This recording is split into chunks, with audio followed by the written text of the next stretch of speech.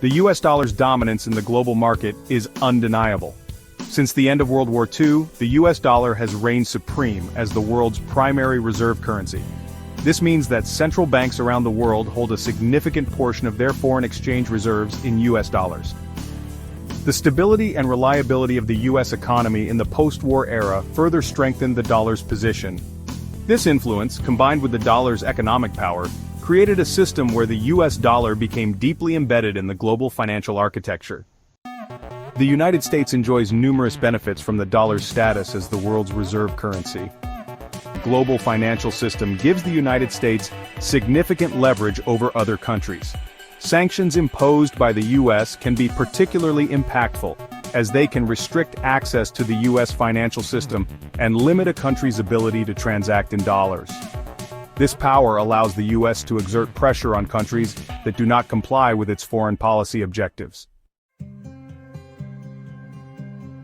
In recent years, there has been a noticeable trend towards de-dollarization. This term refers to the process of reducing reliance on the US dollar in international transactions and reserves. Several factors are driving this shift, including geopolitical changes, emerging economies, and technological advancements. One of the most significant drivers is the rise of other global powers such as China. China's economic growth has been remarkable in recent decades, and it is increasingly challenging the United States' economic dominance. As China's economic clout grows, so too does its desire to reduce its reliance on the US dollar and promote the use of its own currency, the yuan. This has led to China actively promoting the yuan's use in international trade and investment, particularly within Asia. Beyond China, other countries and regions are seeking ways to reduce their dependence on the dollar. The Association of Southeast Asian Nations, or ASEAN, has taken steps to promote the use of local currencies in cross-border transactions. Russia, facing sanctions from the West, has been actively trying to move away from the dollar and euro in its international trade. These developments suggest that the global monetary system is in flux, and that the dollar's dominance may be waning.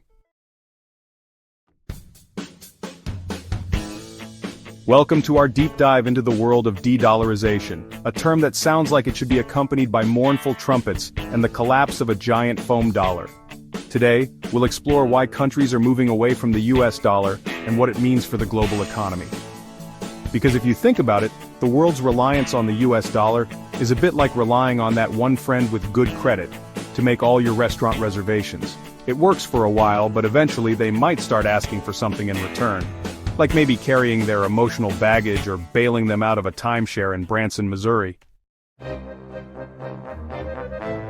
Let's be honest, nobody likes being told what to do with their money, especially on an international level. And that's a big part of why some countries are saying later, gator to the dollar. They want what everyone wants in a tumultuous relationship, financial sovereignty. They're tired of being at the mercy of US monetary policy. Imagine being forced to wear your partner's favorite Hawaiian shirt on vacation, every vacation. And it's worse for countries facing US sanctions like Russia and Iran, who are basically stuck at the economic kids' table with limited options. They're pushing for de-dollarization to bypass restrictions, kind of like sneaking snacks into a movie theater, only with significantly higher stakes. Remember when your parents argued about politics at Thanksgiving and everyone just wanted to eat pumpkin pie in silence? That's kind of what's happening on the global stage right now. With rising tensions between the US and other major powers, particularly China and Russia, countries are getting nervous. They're starting to feel like they've put all their eggs in one basket, and that basket is woven from the fragile threads of US-dominated financial systems. De-dollarization offers some breathing room, a chance to diversify their portfolio, so to speak, because nobody wants to be caught in the crossfire of a geopolitical food fight, especially when the weaponized dish is a casserole of economic sanctions. Let's be honest, the US hasn't exactly been a model of financial restraint lately. It's like that friend who inherited a trust fund and blew it all on limited edition sneakers and a solid gold hot tub. Periods of high inflation in the US, or aggressive moves by the Federal Reserve, like hiking interest rates faster than a cheetah on a sugar rush, can make the dollar seem less appealing. Other currencies start to look a bit shinier, a bit more fiscally responsible. It's the economic equivalent of realizing that maybe your friend with the questionable investment strategies and a penchant for payday loans isn't the best person to manage your retirement fund. Chapter 4. Shift toward multipolarity, making room at the economic big kids table.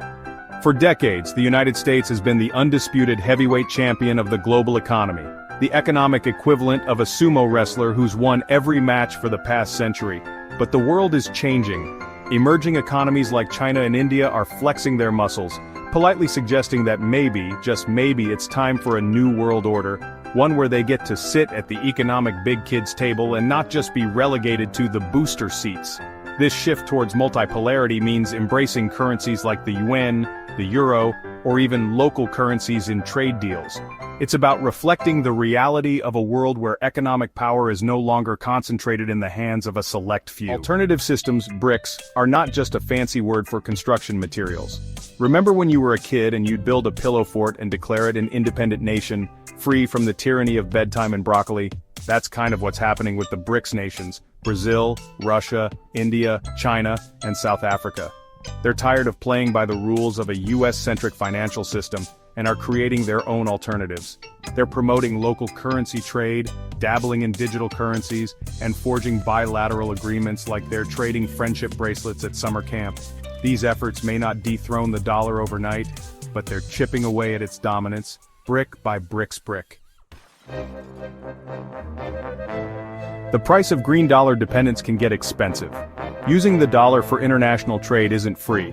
In fact, it can be about as expensive as a trip to Disneyland with a family of 10. The cost and volatility associated with holding and using the dollar, especially for smaller economies, can make it feel like a burden, like that friend who always forgets their wallet and expects you to cover them.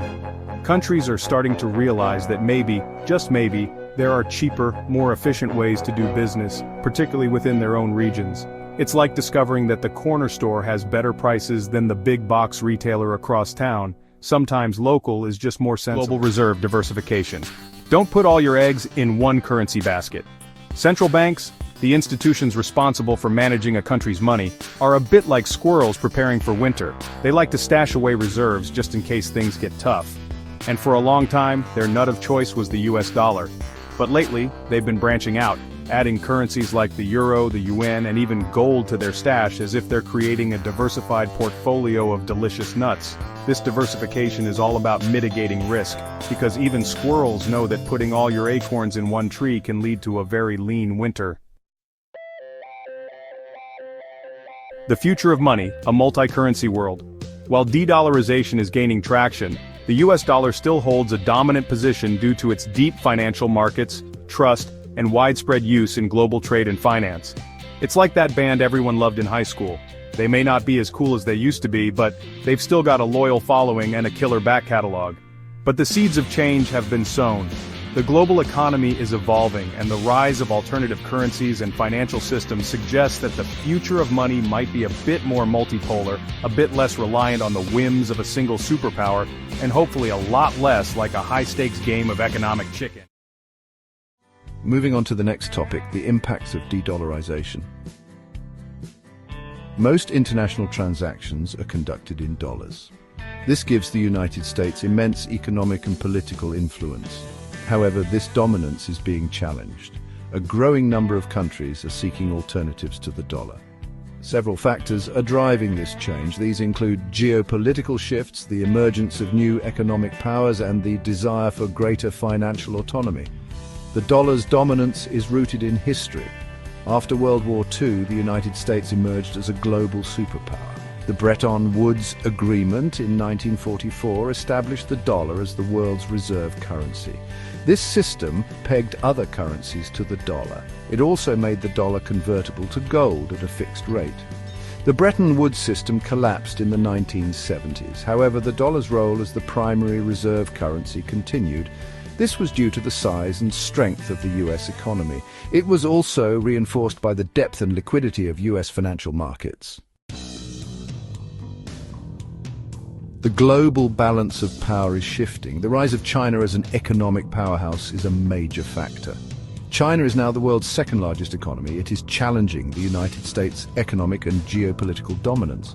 Russia is another country seeking to reduce its dependence on the dollar.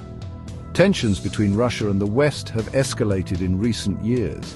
This was exacerbated by Russia's invasion of Ukraine in 2022.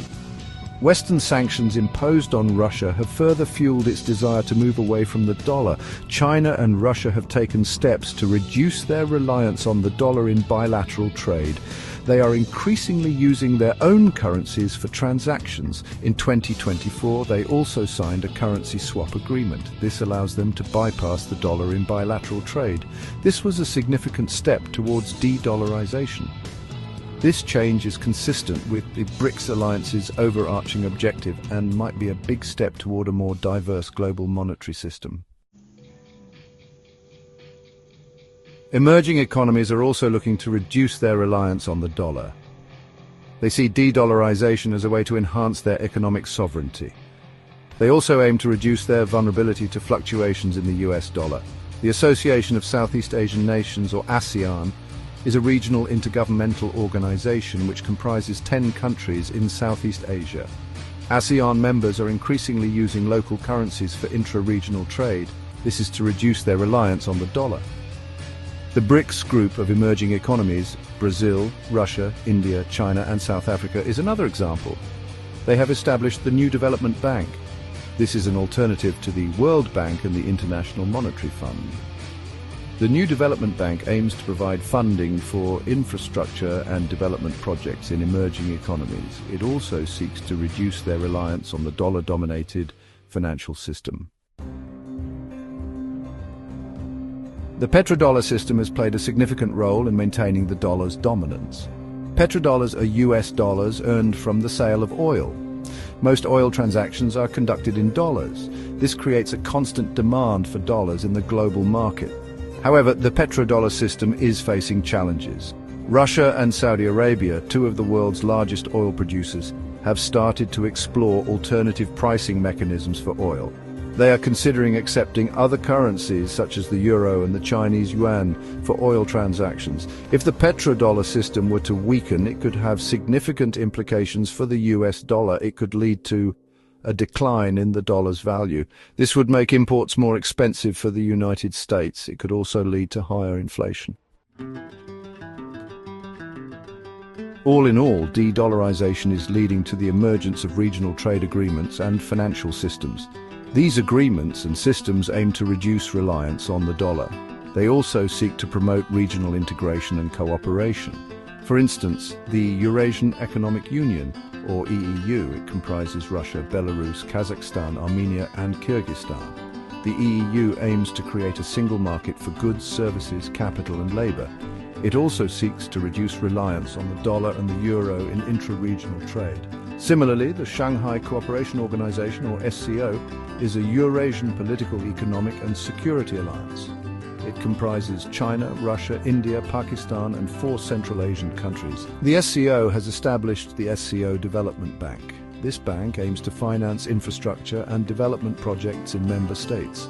It also seeks to promote the use of local currencies in intra-SCO trade. On the other hand, de-dollarization also presents potential benefits for emerging economies. Reducing reliance on the dollar can help emerging economies enhance their economic sovereignty. It gives them greater control over their monetary policy and exchange rates. This can be particularly important in times of global economic uncertainty. De-dollarization can also reduce emerging economies' vulnerability to fluctuations in the US dollar.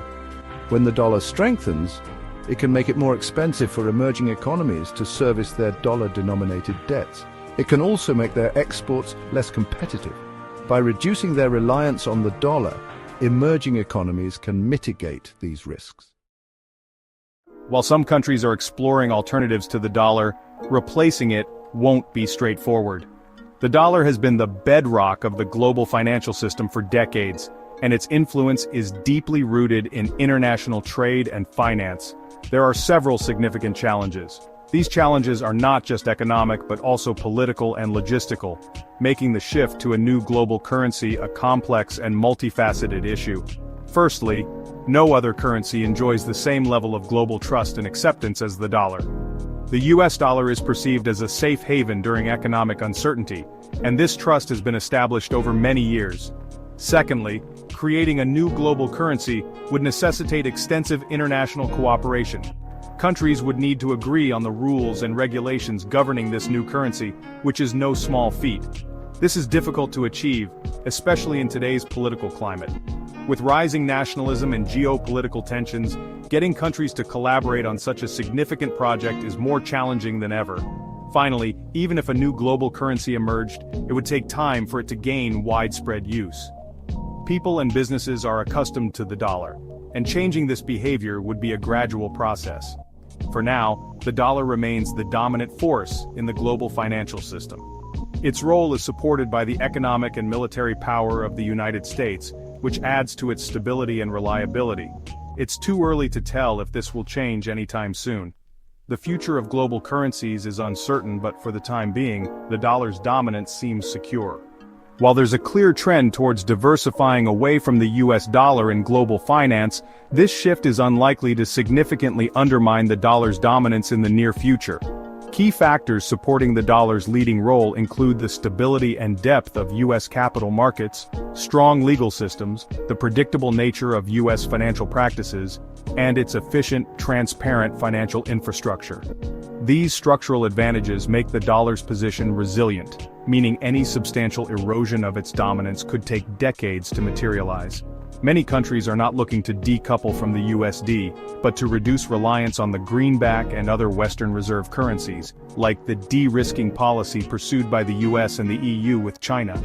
They are responding to rising geopolitical tensions, particularly between the US and Europe against Russia and China, and the resultant sanctions and trade tariffs. Another incentive is the need to mitigate the economic and financial fallout from domestic policies of large economies.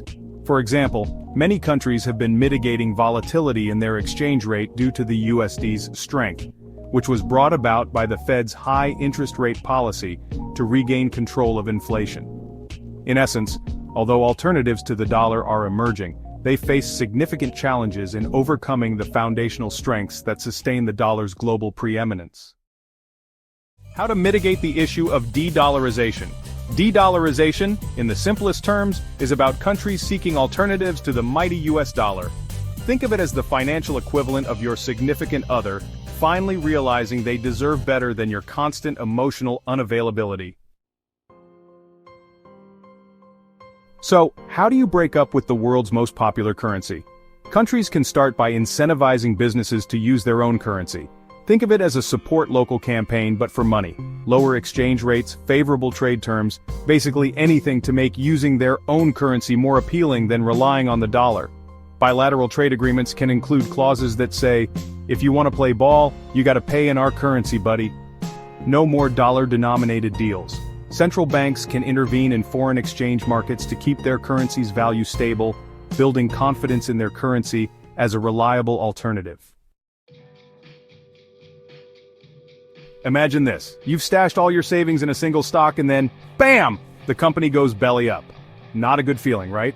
Well, that's essentially what countries are doing when they rely too heavily on the US dollar. If the dollar takes a nosedive, their economies are in for a world of hurt. That's why diversifying foreign reserves is crucial.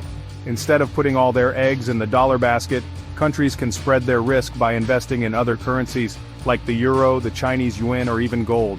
By diversifying their reserves, countries are signaling that they're not content being at the mercy of the dollar's whims.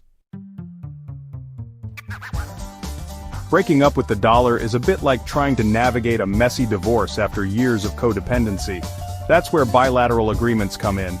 Two countries agree to trade in their own currencies, cutting out the dollar middleman. China and Russia, for instance, have been settling trade in yuan and rubles. It's a way for them to flex their economic muscles and reduce their reliance on the dollar. These agreements can blossom into full-blown regional partnerships like the European Union or ASEAN, embracing their own currencies for internal trade.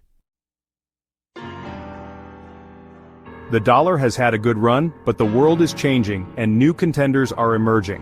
One such contender is the Chinese yuan. With China's economy growing rapidly, the yuan is looking increasingly attractive. China's Belt and Road Initiative encourages countries to embrace the yuan for trade. The world of cryptocurrency is also throwing its hat into the ring, with countries exploring central bank digital currencies, CBDCs, for international trade. Imagine a world where transactions zip across borders instantly, free from the shackles of the dollar.